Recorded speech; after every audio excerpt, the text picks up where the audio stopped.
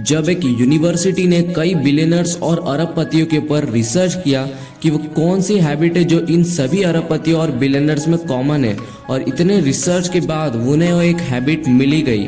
वो एक आदत जिसने Bill Gates, Mukesh Ambani, Warren Buffett, mark Zuckerberg, Elon Musk और ऐसे कई लोगों को बिलियनर्स और अरबपति बनाया, और वो हैबिट है बुक रीडिंग। जी हाँ दोस्तों, किताबें पढ़ने की आदत। बुक से मेरा मतलब है self help books, non fiction books, biographies, autobiographies, जो कि हमारे स्कूल कॉलेज के सिलेबस में ना हो। जी हाँ दोस्तों, भले ही आपने ये कई बार सुना हो कि ये कॉलेज ड्रॉप आउट हैं, वो स्कूल ड्रॉप आउट है, वो इतनी क्लास में फेल हुए। भले ही इन्होंने अपने स्कूल की, कॉलेज की, अपने एकेडमिक्स की पढ़ाई को पूरा नहीं किया होगा, बट उन लोगों में किताबें पढ़ने की आदत कॉमन है। वॉरेन बफेट हर दिन 500 पेजेस पढ़ते हैं। बिल गेट्स हर साल 50 बुक्स पढ़ते हैं। मुकेश अंबानी एक साथ 5-6 किताबें पढ़ते हैं। मार्क जुकरबर्ग हर हफ्ते एक बुक पढ़ते हैं, और एलॉन मस्क तो स्पेसएक्स खड़ी करने से पहले 10-10 घंटे पढ़ा करते थे।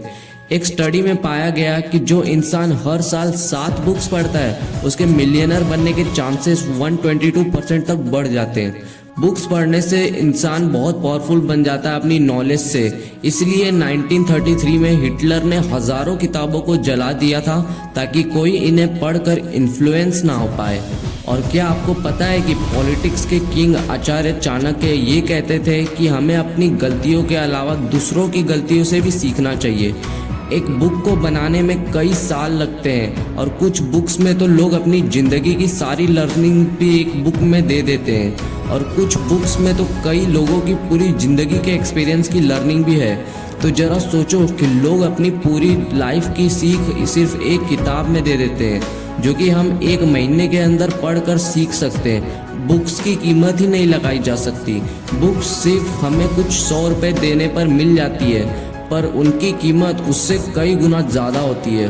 पर अगर मैं आपको बोल रहा हूँ कि बुक्स पढ़ना बहुत अच्छी आदत है, इसका मतलब ये नहीं कि आप कोई भी बुक पढ़ो। आपको समझना होगा कि आपकी लाइफ में कौन सी प्रॉब्लम चल रही है।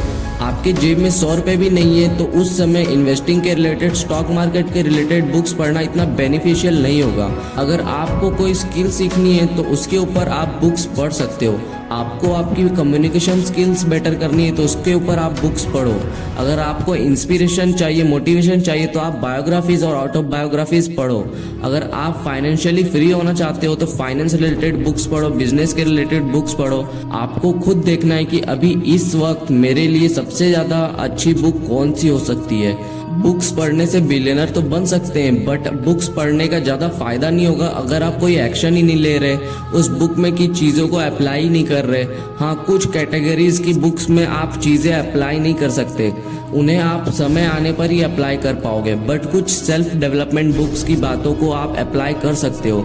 अब बात आती है कि अगर आपको बुक्स की नॉलेज ही लेनी है तो वो आप बुक की समरी यूट्यूब पर देखकर, पॉडकास्ट सुनकर, ऑडियो बुक सुनकर सीख सकते हो। बट समरीज और ऑडियो बुक्स में आपको बुक्स की सारी बातें नहीं बताई जाती, बस जो इम्पोर्टेंट बातें हैं वही बताई जाती है। बट जब आप एक्चुअल बुक पढ़ते हो तो उसमें आप सारी स्टोरीज पढ़ते हो, सारी बातें सीखते हो, और जो ऑथर ने एक्चुअल में बातें कही है, ओरिजिनल टीचिंग, वही पढ़ते हो। आप ऑडियो बुक्स और समरीज को ये जानने के लिए सुन सकते हो कि ओवरऑल बुक में क्या है, क्या बुक इंटरेस्टिंग है, क्या जैसी नॉलेज मुझे चाहिए वैसी नॉलेज उस बुक में है। और जब आपको क्लियर हो जाए कि हाँ ये बुक मेरे लिए परफेक्ट है, तो उसको आप पढ़ना स्टार्ट कर सकते हो। बट अब ये बात आती है कि क्या हमें बुक का PDF पढ़ना चाहिए अपने फ़ोन या लैपटॉप में, या हमें फिजिकल बुक पढ़नी चाहिए। अगर आप फिजिकल बुक पढ़ते हो तो थोड़ा बेनिफिशियल होगा वो PDF के मुकाबले, और फिजिकल बुक खरीदने के लिए पैसा लगेगा, और अगर आप पैसे देकर कुछ खरीदोगे तो आपका बुक पढ़ने में मन ज़्यादा लगेगा, क्योंकि आप सोचोगे कि मैंने इस बुक को पैसा देकर खरीदा है, और जब खरीद लिया है तो इसे पूरा पढ़ के ख़त्म करना चाहिए ताकि मेरे पैसे ना वेस्ट हो, क्योंकि जहाँ लगता नहीं धन वहाँ लगता नहीं मन। तो दोस्तों, अब तो आपको पता चल ही गया होगा कि बुक्स पढ़ना कितना इम्पोर्टेंट है। तो बुक्स पढ़ना स्टार्ट करो, और इस वीडियो को यहीं पर एंड करते हैं। मैं दिव्य विश्वकर्मा आपसे विदा लेता हूं, और आपको बुक्स पढ़ने के लिए ऑल द बेस्ट।